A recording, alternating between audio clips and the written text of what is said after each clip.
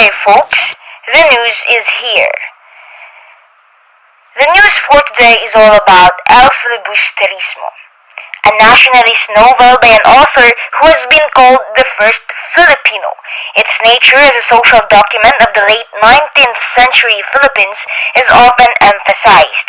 For many years, copies of the Fili were smuggled into the Philippines after it was condemned as subversive by the Spanish authorities. Its content are the following. What is Fili? Novel recap. Reason behind Fili. Success of Fili. Fili as an inspiration and its implications. So what to know about Filibusterismo? It is the second novel written by Jose Rizal as a sequel to Noli Me Tangere, consisting of 38 chapters. It has a little humor, less idealism, less romance. It is more revolutionary and more tragic. To have a throwback, let us watch a short recap to reminisce the novel, Filibusterismo.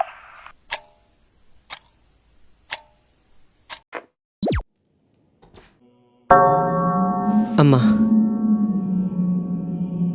kaibigan at minamahal.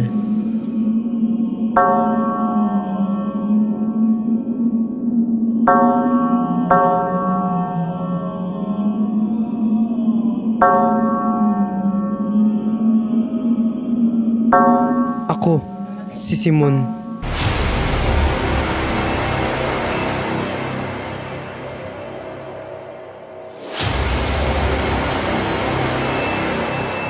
Ano ba ang nais mo, Ginoo? Anong nais ko? Ang tulong ng kabataan na tunay na lumalaban at may pakialam sa ating bayan upang labanan ang may kaalaman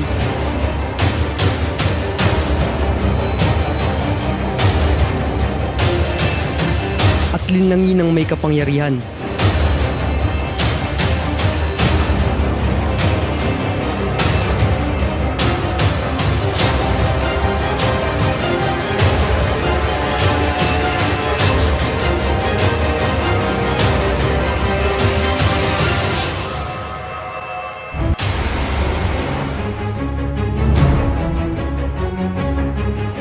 Fuego!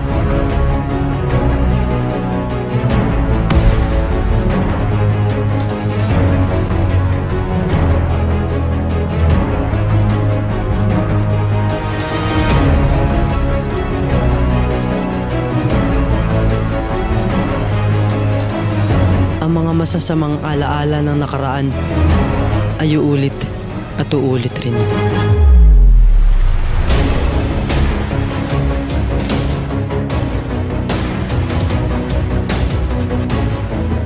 Mahal kita, aking Basilio.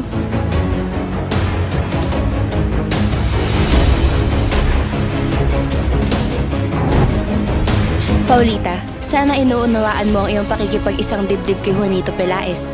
Sapagkat akin lang si Juanito Pelaez. Sa aking pagbabalik, ibahin ko ang aking mga masasamang sinabi.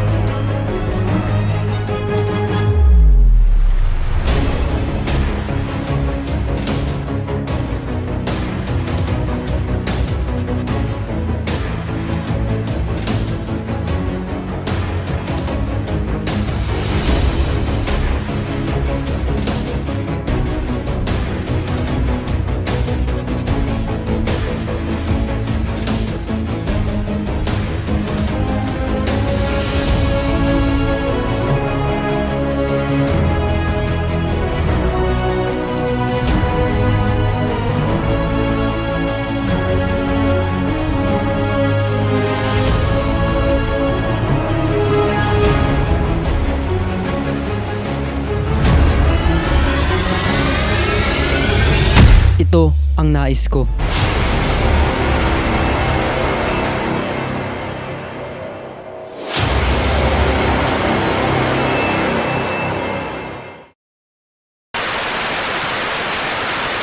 Wow, that was mind-blowing. Right, folks? It's amazing what technology can do. This is the future. Anyways,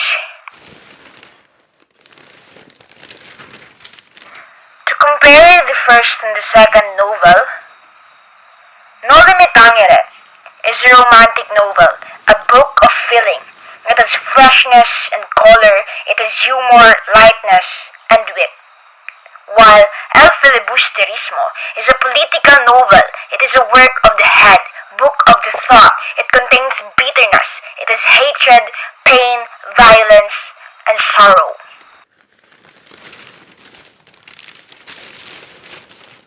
Now the title.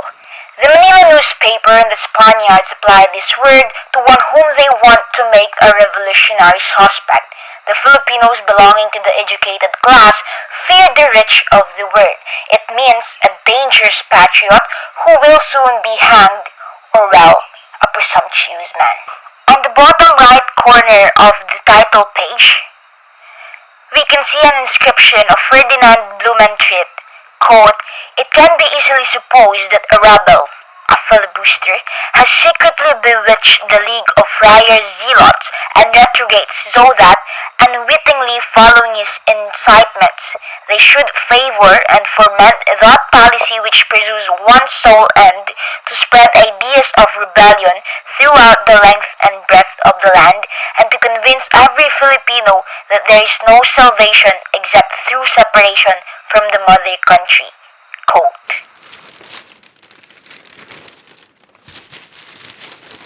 Now, the history of El Filibusterismo. Dr. Rizal was a doctor, but he had financial trouble while writing and publishing the novel. Rizal started writing the second novel as early as October 1887 while he was in Calamba. He continued writing when he was in London. More chapters were written when he was in Paris, and more while he was in Madrid. It was in Biarritz where the manuscript was completed on March 29, 1891. It took him 3 years to write the novel. He was broke, but Valentin Ventura helped him publish the novel. It came off the press on September 18, 1891 with publisher F. Meyer van Loo Press, Ghent, East Flanders, Belgium.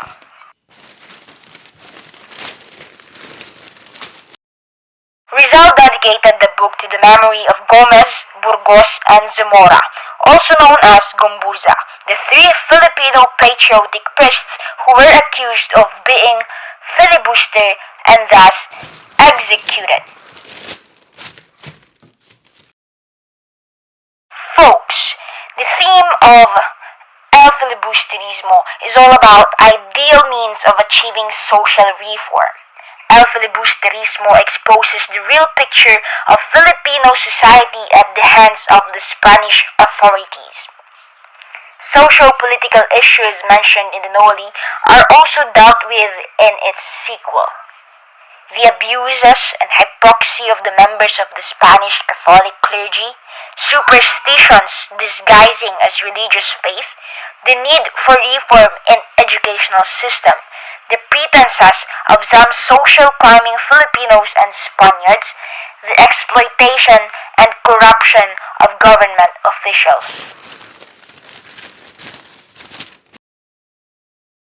Of course, let us not forget the message of the novel, because after all, folks, this is the reason why Rizal pushed to publish this novel.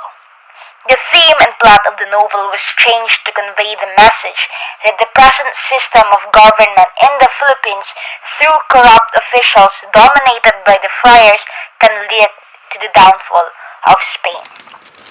Some of the quotes from the novel itself.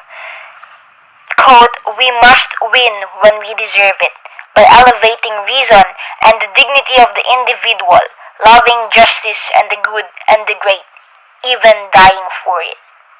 Quote. Another one, "With that I could die, reduce myself to nothing, leave a glorious name to my country, die in the cause of defending it against a foreign invasion, and afterwards the sun will shine on my body like a permanent sentinel in these ocean rocks. Quote. Another quote. Where are the young who must dedicate their rosette hours, their illusions and enthusiasm to the good of the country? Here are the characters of El Filibusterismo. Simon, the main character in Jose Rizal's two novels, The Nole Me Tangere and El Filibusterismo. Crisostomo Ibarra in disguise, presumed dead at the end of Nole Me Tangere, but returned on El Filibusterismo as the wealthy jeweler Simon, represents the revolutionaries during that time who supported the idea of holding bloody revolt against the Spanish government. Cabezang Tales. In desperation, he becomes a bandit chieftain named Matanglawin, a former cabecera at the barangay of San Diego, struggling to gain ownership of the land he killed.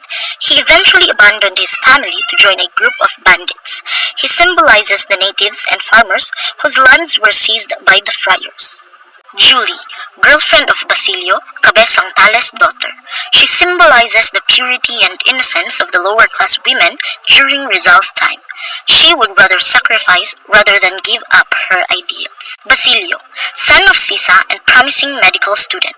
He is an orphan following the death of his mother Sisa and brother Crispin. Due to a turn of circumstances, he is the sole surviving member of his family. His brother was tortured to death by the head sacristan. His mother went insane, and his father died after joining the uprising at Nole Me Tangere. Father Florentino, Isagani's uncle, and he is a retired priest. Florentino was the son of a wealthy and influential Manila family. Symbolizes the important portion of hope and peace, a hope for change and equality that Filipino deserves, and a hope for our society. His character represents Rizal's friend and priest in Calamba named Father Leoncio Lopez. Father Irene, Spanish priest and only forced to support the Filipino. He symbolizes fakeness because he only gives support in front of people, but deep inside, he really is not a good person.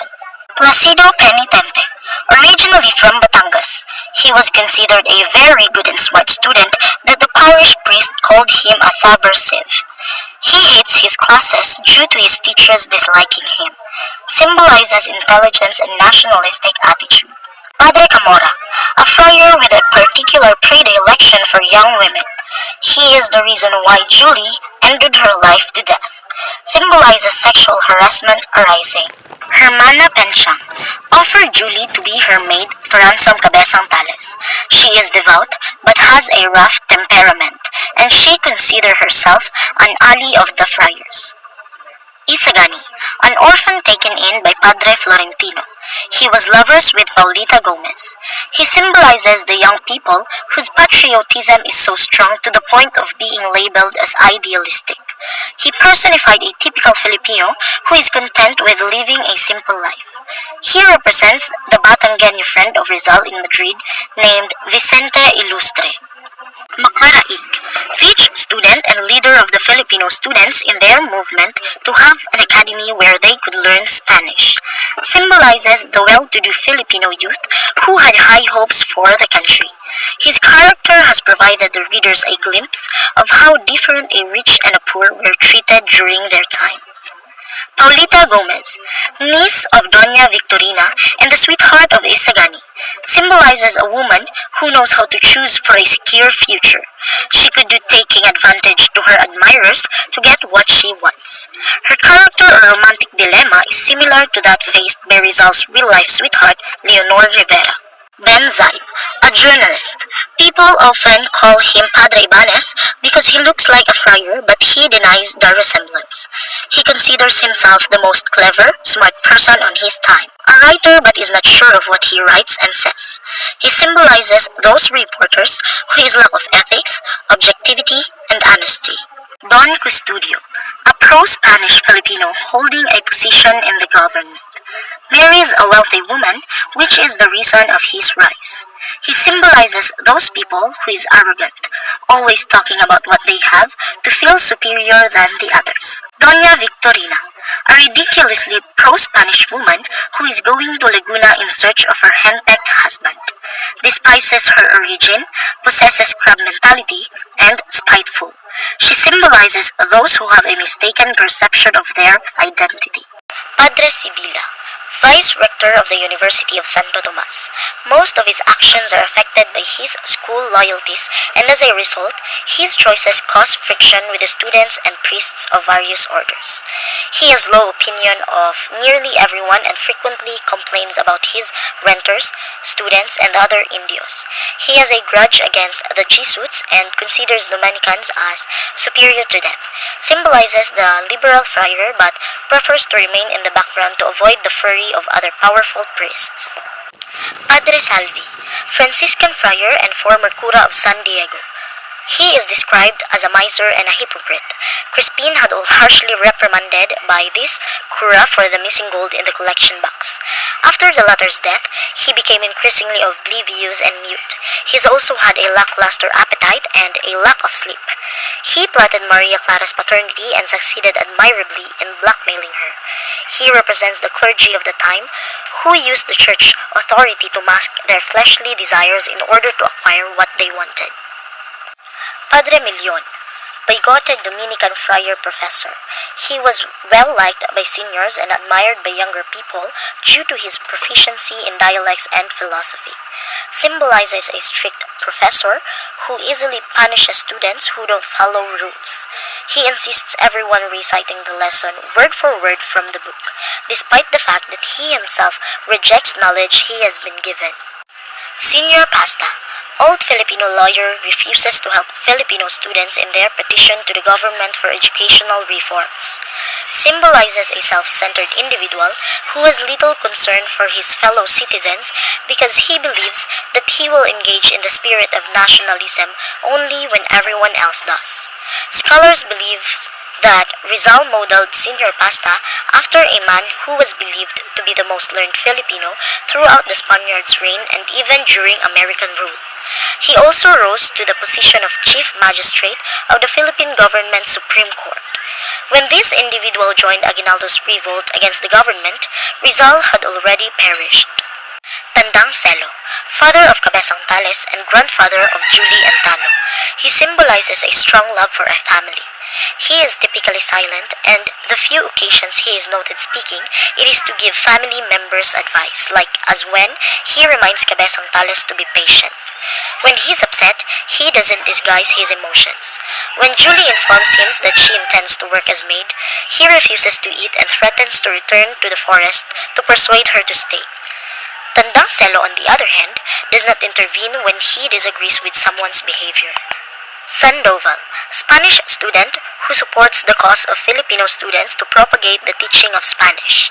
He symbolizes a deep compassion for others. He treats his Indio classmates as equals and friends. He even promises to fight for Indios if they refuse to fight for themselves.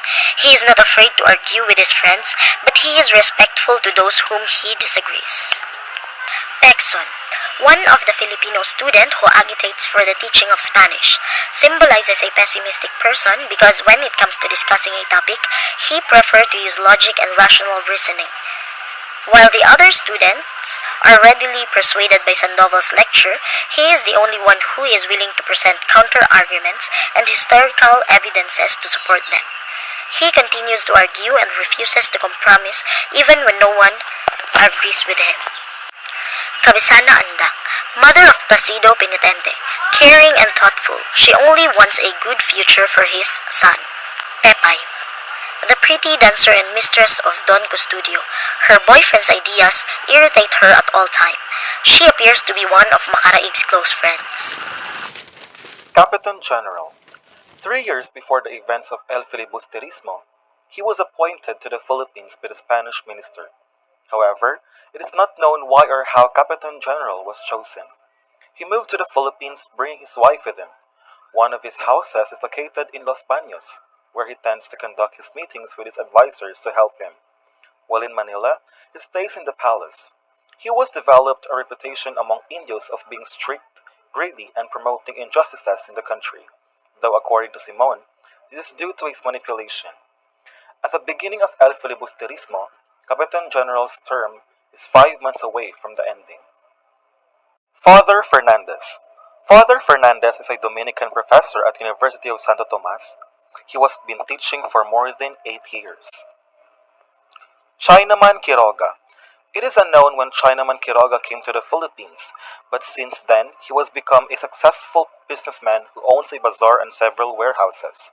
He is a very prominent figure in Manila and is known by all other characters as being very wealthy and influential. Juanito Pelaez. Juanito Pelaez is said to have been born in India with mestizo blood. The identity and whereabouts of his mother are unknown as she is not mentioned. It is suggested that his Spanish blood was passed down from his father. Juanito Pelaez was a prankster as a child and would often trick people, then hide behind others. As a result, him crouching by hiding so often caused him to always look like he has a hump on his back.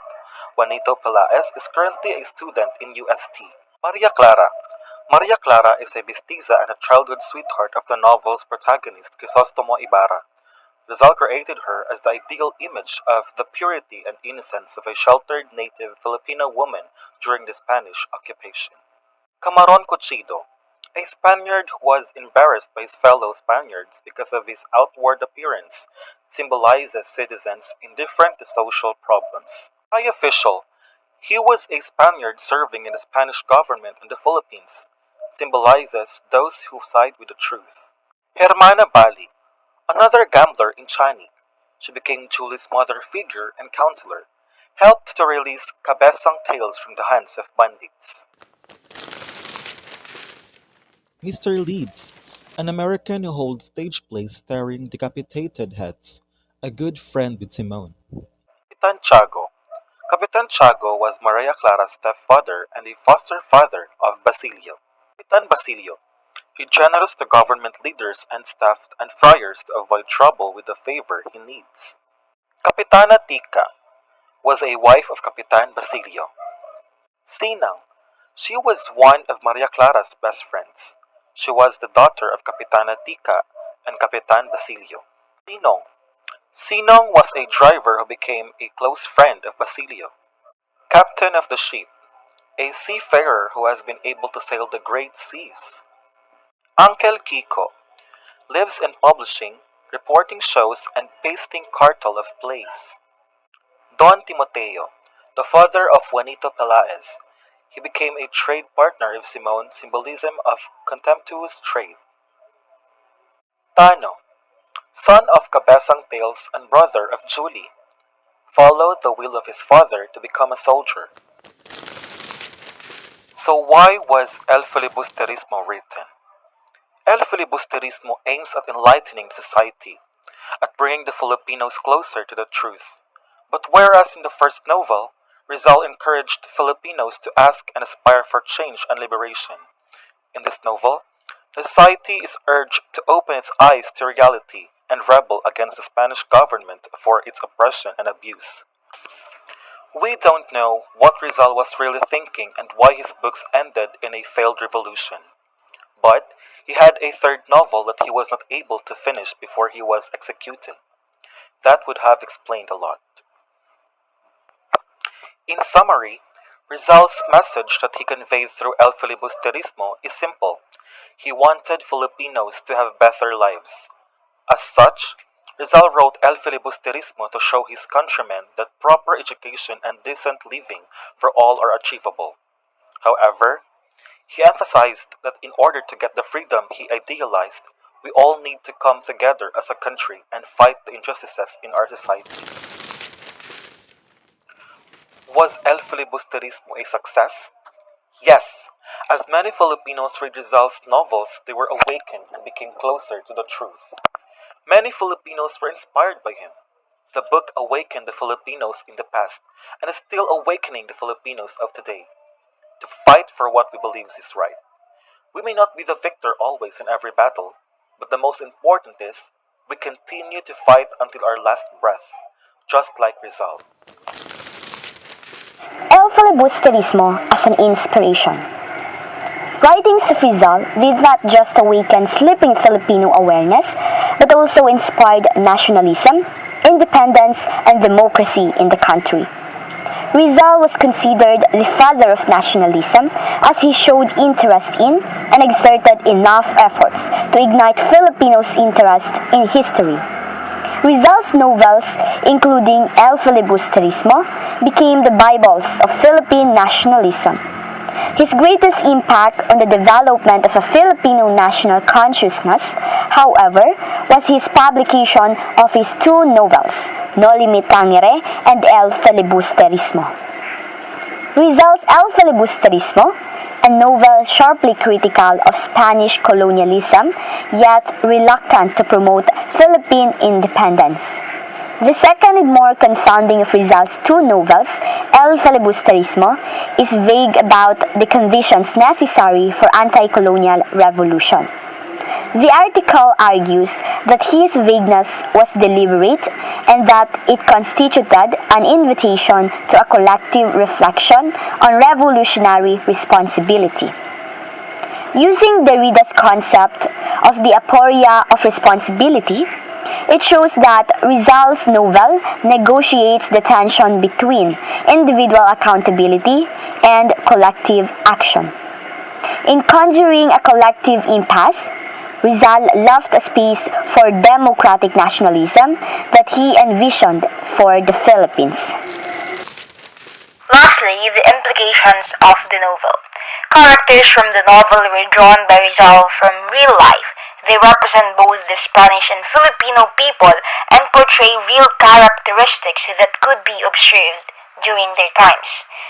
To Spanish, quote, I have not written in it any idea of vengeance against my enemies, but only for the good of those who suffer for the rights of Tagalogs.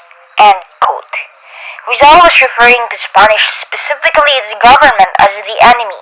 Thus, the novel implied that the Spanish government has issues in corruption, abuse of power, and discrimination, and on a larger scale, the issues related to the effect of colonization on people's lives and the cost for independence. To Filipino, quote, the book awakened the Filipinos in the past and is still awakening the Filipinos of today to fight for what we believe is right. We may not be the victor always in every battle, but the most important is we continue to fight until our very last breath, just like Rizal. End quote. The Filipinos during those times were oppressed and they needed to be awakened, to be patriots, to revolutionize for social reform. And they did. The novel helped them realize and actually do something to fight their oppressors and free their country, the Philippines. That is all, folks. Thank you for subscribing to our newspaper and happy reading.